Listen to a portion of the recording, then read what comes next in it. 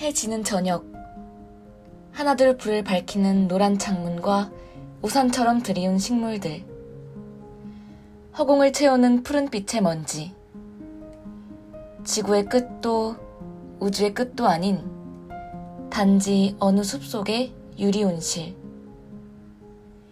그리고 그곳에서 밤이 깊도록 유리벽 사이를 오갔을 어떤 온기 어린 이야기들을. 안녕하세요. 소소하게 책 읽기의 소소입니다. 환경과 관련한 일들이 끝없이 쏟아지고 있는 오늘날인데요. 이럴 때일수록 인간의 선택과 책임, 환경 보전의 중요성에 대한 고민을 함께 해주는 작품이 필요하다고 느낍니다. 그렇기에 오늘은 환경과 관련한 판타지 소설을 리뷰하려고 하는데요.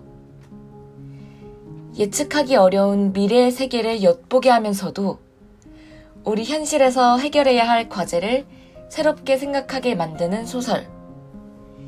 지구 끝의 온실에 대해 소개해드리겠습니다. 소설의 줄거리를 알려드리기 전에 알고 가면 좋을 두 가지 핵심 단어를 먼저 알려드리겠습니다. 바로 더스트와 모스바나입니다. 더스트는 자가 증식하는 먼지들로 유기체에 치명적 피해를 줍니다. 더스트에 노출된다면 유기체는 동물, 식물, 인간 할 것 없이 모두 죽음에 이르게 되기에 인간들은 도시를 보호하기 위해 돔을 만드는 작업을 하게 됩니다. 그러나 급조된 돔조차 씌우지 못한 지역은 모두 무너져 내렸으며 군인들은 살인 기계와 함께 돔시티의 입구로 몰려드는 사람들을 무자비하게 죽입니다. 환경 파괴와 함께 인간들이 서로를 믿지 못하게 된 재앙이 시작이 되는 것이 바로 더스트입니다. 다음으로 모스바나는 갈고리 식물로 모든 살아있는 것들이 죽을 수밖에 없었던 시기인 더스트 시대에 한때 지구를 뒤덮었던 적이 있는 식물입니다. 소설은 이러한 식물이 최근 해월이라는 도시에 기하급수적으로 늘어나 곤란을 겪게 되는 것을 시작으로 하며 지구 끝의 온실을 관통하는 핵심 키워드라고 할 수 있습니다. 지구 끝의 온실은 미래의 지구에서 환경 파괴로 생존을 위해 돔 안과 밖에서 살아왔던 인류와 그 이후의 이야기들을 다룹니다. 덩쿨의 이상 증식을 조사하던 아영은 더스트 시대에 살았던 나오미와 아마라 자매를 만나 그날의 기억들을 듣게 됩니다. 더스트로 인해 황폐해진 세상에서 살아남은 인간들, 그들의 생존을 위한 일대기를 그리며 환경과 인간의 관계를 고찰하는 소설입니다. 프린빌리지 마을과 모스바나 식물을 중심으로 하여 전개되며 공감을 자아내는 SF적인 내용을 다루고 있습니다. 김초엽 작가의 지구 끝의 온실에는 정말 재미있는 요소가 하나 있는데요. 책의 세계관과 용어에 대한 직접적인 설명이 없다는 것입니다.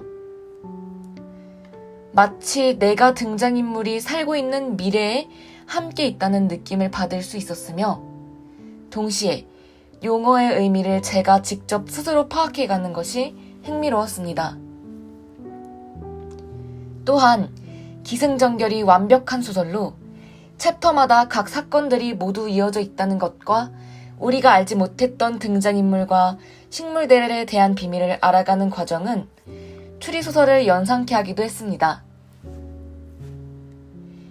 소설에 대한 제 총평은 환경 문제에 대한 경각심을 주는 것에 더해 지금 우리가 살아가는 세상을 돌아볼 수 있도록 만드는 소설이었다고 생각합니다. 암울하기만 한 아포칼립스 판타지 소설이 아닌 재앙 속에서도 인류가 살아갈 수 있었던 원동력에 대해 이야기하며 희망을 심어주는 책이었습니다. 마지막으로 인상 깊었던 작가의 말을 인용하며 오늘 책 소개를 마치겠습니다. 이 소설을 쓰며 우리가 이미 깊이 개입해버린, 되돌릴 수 없는, 그러나 우리가 앞으로 계속 살아가야 하는 이곳, 지구를 생각했다. 도저히 사랑할 수 없는 세계를 마주하면서도 마침내 그것을 재건하기로 결심하는 사람들에 대해서도 아마도 나는 그 마음에 대한 이야기를 쓰고 싶었던 것 같다. 그럼 지금까지 소소하게 책 읽기의 소소였습니다. 감사합니다.